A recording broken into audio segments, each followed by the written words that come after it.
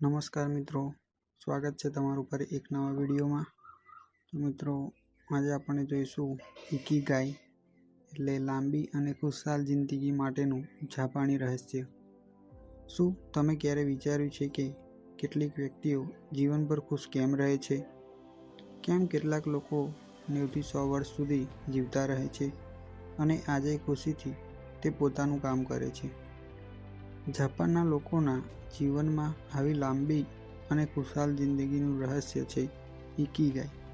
ઇકીગાઈ એટલે તમારા જીવન જીવવાનું કારણ, જેને માટે તમે દરરોજ સવારે ઉઠો છો. આજનું આ વિડીયો મિત્રો એ જ ઇકીગાઈ પર આધારિત છે અને તમને લઈ જઈશું જાપાનના એક એવા ગામમાં જ્યાં લોકો સતત 100 વર્ષ સુધી જીવે છે અને જ્યારે દરેક વ્યક્તિ પાસે પોતાનું ઇકીગાઈ છે. ચાલો જોઈએ કેવી રીતે તમે પણ તમારી જિંદગી બદલી શકો છો, તમારી ખુશી શોધી શકો છો, માત્ર તમારા અંદરના ઇકીગાઈને ઓળખીને. ભાગ 1. ઇકીગાઈ શું છે?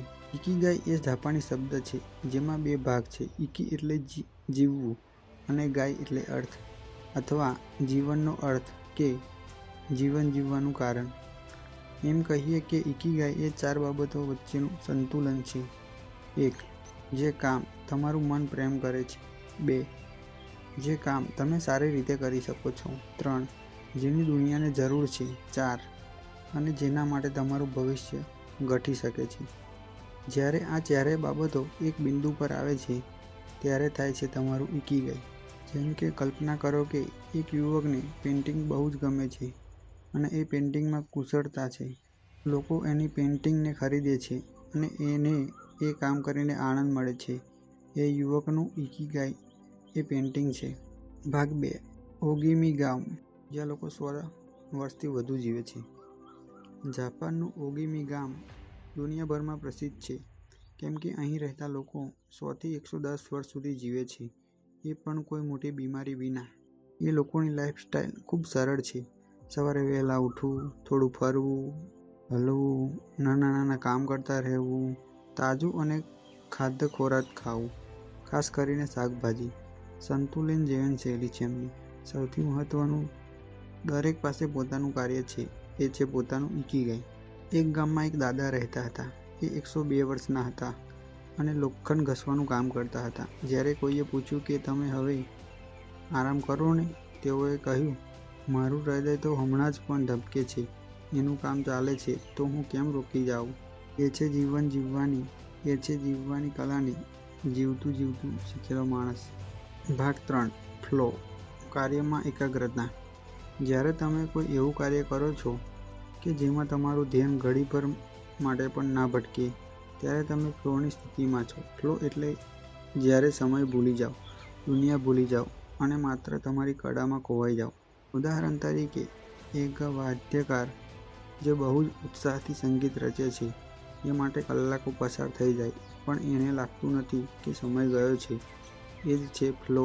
તમારું ઇકીગાઈ પણ એવું જ હોવું જોઈએ જેમાં તમે રમાઈ જાઓ. ભાગ 4.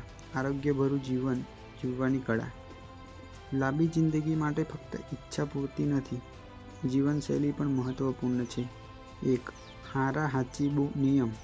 જાપાની લોકો કહે છે, પેટ 80% ભરાય ત્યારે જ ખાવાનું બંધ કરો. વધુ ખાવું એ શરીર પર ભાર છે. 2. રોજિંદા હલનચલન. જેમ કે નાની વાર ચાલવું, ઉગતા સૂર્યમાં થોડી કસરત કરવી અને સક્રિય જીવનશૈલી રાખવી. 3. ઊંઘ અને આરામ. નિયમિત અને પૂરતી ઊંઘ મનને અને શરીર બંને માટે જરૂરી. 4. તણાવથી દૂર રહેવું. એકદમ ધીમું જીવન અને એ જ સાચી શાંતિ. એકદમ ધીમું જીવન એ જ સાચી શાંતિ.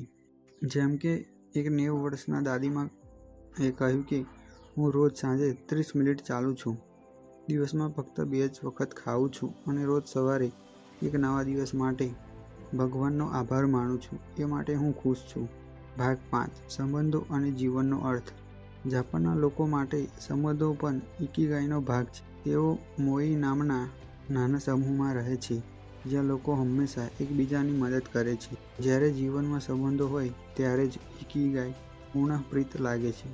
ઉદાહરણ તરીકે, જેમ કે 4 મિત્ર દરરોજ મળીને ચા પીવે છે, ખુશહાલ વાતો કરે છે. જેમ કે 4 મિત્રો દરરોજ મળીને ચા પીવે છે, ખુશખુશાલ વાતો કરે છે, એમાંથી પણ જીવનને ઉમંગ મળે છે. તમારું ઇકીગાઈ માત્ર કામ નહીં, લોકો પણ હોઈ શકે છે જેમના માટે તમે જીવો છો. ભાગ 6. તમારું ઇકીગાઈ શોધવા માટે શું કરો? તમારું ઇકીગાઈ શોધવા માટે તમને જોઈએ તમારા શોખ વિશે વિચાર કરો, તમારું ટેલેન્ટ શોધો, લોકો કે જેના માટે તમે કંઈક કરી શકો એ શોધો. તમારી અંદર શું છે એવું જેને તમે રોજ જીવી શકો છો. દરેક સવારે સ્વયંને પૂછો, હું આજે શું એવું કરી શકું જે મને સાચું લાગતું હોય. ઉદાહરણ તરીકે, એક યુવતીને બાળક સાથે રમવું બહુ ગમતું. એ શાળામાં શિક્ષિકા બની અને આજે દરરોજ નાના બાળકો સાથે આનંદ માણે છે. એ છે એનું ઇકીગાઈ. ભાગ 7. લાઈફ લોંગ લર્નિંગ અને ક્યારેય નિવૃત્તિ નહીં. જાપાનમાં લોકો ક્યારેય નિવૃત્ત થવાનું માનતા નથી. એમ કહે છે કે મારા હૃદય ધબકવાનું બંધ કર્યું ત્યારથી નિવૃત્તિ આવી. દરેક દિવસ એ નવી તકો આપે છે, નવી શીખ આપે છે. ઉદાહરણ તરીકે, 84 વર્ષનો વૃદ્ધ માણસ હવે પણ નાના બાળકોને શીખવે છે કે પતંગ કેવી રીતે બનાવવી. એની અંદર એવો જીવંત ઊર્જાનો સંભાર છે કેમ કે એ પોતાનું ઇકીગાઈ જીવે છે. મિત્રો, જીવન લાંબુ હોય કે નાનું, એનો અર્થ હોય તો એને સાચું જીવેલું કહેવાય. તો તમારું ઇકીગાઈ શોધો, એ કામ કરો કે જેને તમે જીવંત રાખો. દરેક દિવસે તમારા અંદરનો હોશ જાણો. જેમ તમે તમારા જીવન માટે જવાબદાર છો, તેમજ તમારું સુખ અને શાંતિ પણ તમારા હાથમાં છે. તમારું ઇકીગાઈ તમને જીવનમાં શાંતિ, સ્વાસ્થ્ય અને સમૃદ્ધિ તરફ લઈ જશે. તમારો આ વિડીયો તમને ગમ્યો હોય તો ચેનલને સબસ્ક્રાઈબ કરો, લાઈક કરો, તમારા મિત્રો સાથે શેર કરો અને હા, આભાર મિત્રો. જય હિન્દ.